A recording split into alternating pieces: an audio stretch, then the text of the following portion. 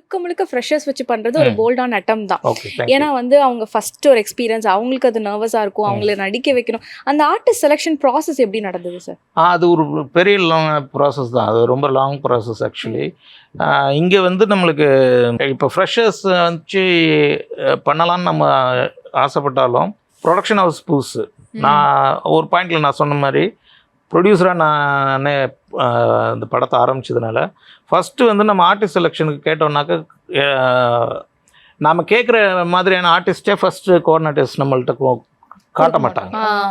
அங்கேயே ஒரு ஏபிசின்னு ஒரு 3 ஃபோல்டர் டிமாண்ட் கிரியேட் பண்ணிடுவாங்க. இல்லை, அங்கே ஒரு ஏபிசின்னு ஒரு 3 ஃபோல்டர் இருக்குது ஆக்சுவலி. பெரிய டைரக்டர், பெரிய ப்ரொடக்ஷன் ஹவுஸ் அப்படின்றதுக்கு ஏ ஃபோல்டரில் இருக்கிற கேர்ள்ஸ் இருப்பாங்க. அடுத்தது நோன் ஆர்டிஸ்ட்டு, கொஞ்சம் நோன் ப்ரொடக்ஷன் ஹவுஸ்னால் ஒரு பி கேட்டகரி. நம்மள மாதிரி கம்ப்ளீட் ஃப்ரெஷர்ஸ் ட்ரை பண்ணுறோன்னா சி கேட்டகரி. அதுதான் நம்மளுக்கு அந்த ஏ ஃபோல்டர்லன்ற கேர்ள்ஸை காட்டக்கூட மாட்டாங்க.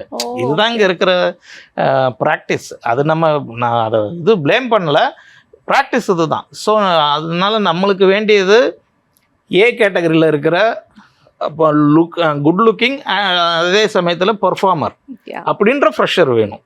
ஸோ அது நிச்சயமாக பெரிய டாஸ்க்கு தான்.